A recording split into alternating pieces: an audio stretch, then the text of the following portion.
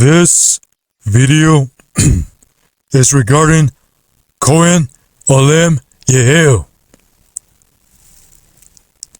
First and foremost, you should know the scriptures. You should know what it means. And you should know especially how to behave yourself accordingly. You present yourself in one way when you minister the word, and then I get in the comment section and reach out to you respectfully, and this is how you talk to one of his own sheep, doing this as unto the master. This is what you think of YHWH,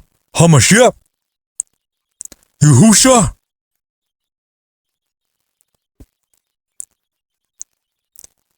Is it not in the Psalms? Touch not mine anointed, and do my prophets no harm. And you also have read at some point about King Saul and King David before he was officially appointed as king. You should know better of how to talk, treat, and address those who are in him, especially those who are coming to be grafted in to the body of Yahushua HaMashiach. Do you know what manner of spirit you are of? And also you promote the alkaline diets too? Because on a spiritual level, I tell you this, Nazarene, according to the law, the Torah, are not supposed to be around deceased ones, around bodies of those who passed away. And when such are around them, they have to take according procedures to cleanse themselves and to refresh, go back into their vow, their oath, their obligation. And some of these apocryphal books you're trying to pull out here too, when you minister the word, you should know clearly those who back then kept the Nazarene vow for a set amount of time, then they shaved their heads and gave up an offering too. They cut off their braided hair that was growing out, offer up a sacrifice accordingly, and then afterwards their vow was completed. Then they were free to eat of the grapes, eat of the vine, especially to drink of the vine, and so forth accordingly. Also, it shows there too in the Proverbs,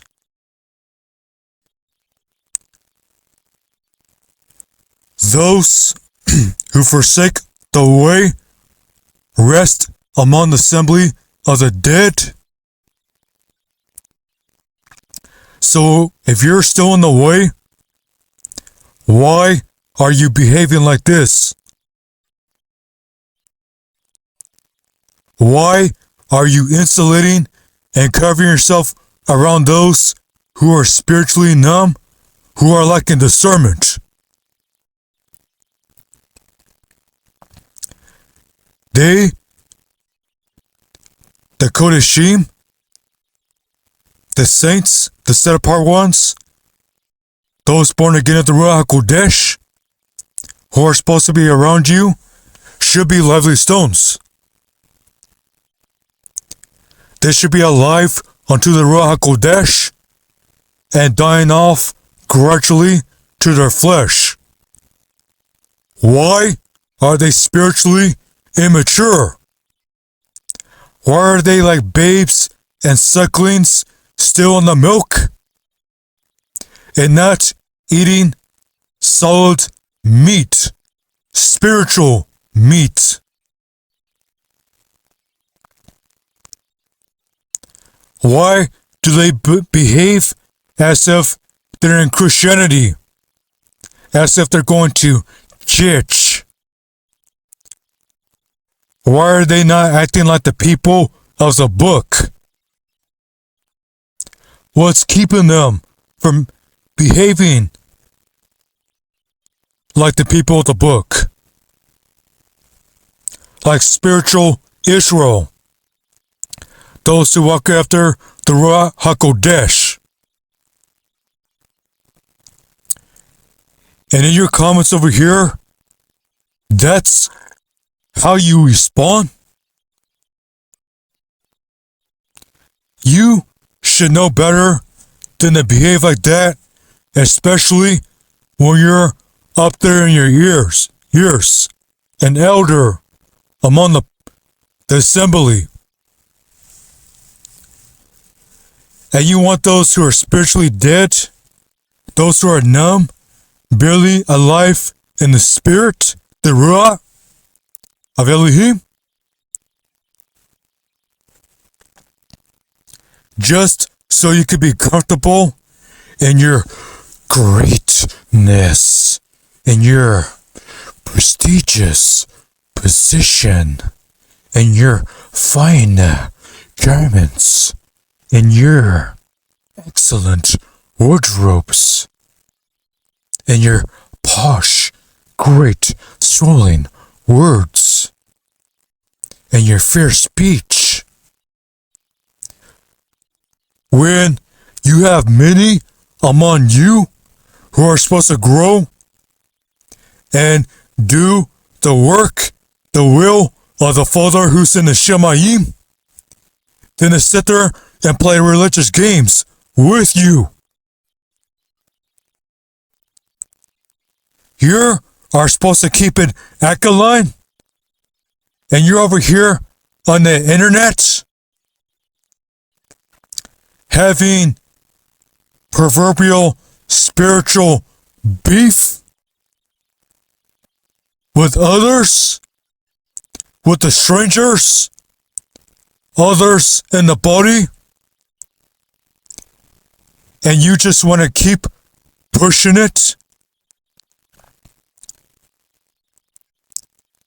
You do not want to get the help you need, but you want to feel comfortable after the book of feelings in your flesh.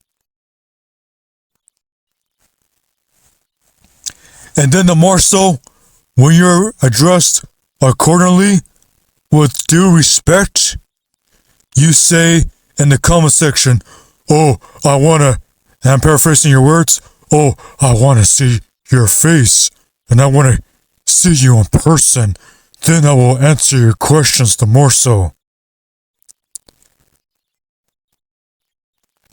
The righteous are as bold as a lion, and the wicked flee when no man pursue. Also go read the Baraka and the curses of Deuteronomy 28. If you can't put 1,000 to flight, well, speaking the word and calling on the name of Yahweh, of El Shaddai, of Yahuwah, you're just speaking words and nothing's moving, nothing's shaking, not even the demons tremble when you say the name Yahusha. Isn't that in the book of Acts where some exorcist who had his two sons went out to go cast out a demon out of someone? They went to go use a new method by saying, "Come out of this person in the name of Yahusha, whom Paul spoke of, speaks." And the demon looked at them, who's using that person, and it said, "Yahusha, I know. Saul, I know. But who are you?" And that demon jumped on them and started to tear them up. They had a field day on them. it sent them packing. It sent them fleeing in lacking of clothing when they were chased out of that building. And then many were instructed from that situation. People were instructed from that matter. So you want to get on here and you want to have spiritual beef. You want to be, quote unquote, how people like to say in modern day vernacular terminology and slang, beefing with people over the internet, individuals who are in the body, coming to the body, even the strangers. You want to vex the strangers too?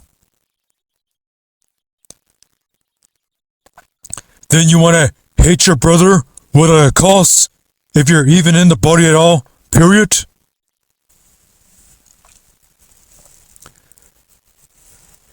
Then the more so, you want to throw all these insults, calling all these individuals trolls, saying that they are false witnesses and everything. You do not know what manner of spirit you are of. And the thing too is that if you are persuaded and convinced that is how you should be, then you know what? We can arrange that. The way you want to settle this matter, I can help arrange this situation that you would prefer. You want to go that direction after the flesh? I know 3 individuals who can address that matter with you accordingly. And if you're so bold and sure about yourself in that area, well, guess what?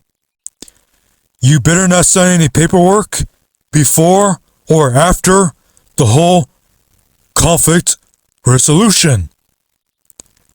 Whether it's to your success or your detriment, you better not say anything.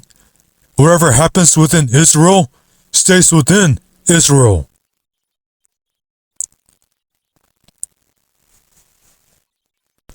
Cohen, OlamYah-El, also not forgetting too, for some reason, no one speaks up when you are in the wrong, especially during the ministering and after you finish speaking, even after the camera is turned off. No one rises up and communicates and tells you when you're wrong. Those of the congregation, neither your leadership, and yet you present them as being discerning, them as being spiritually mature, and presenting the claim that you could be corrected when you're wrong.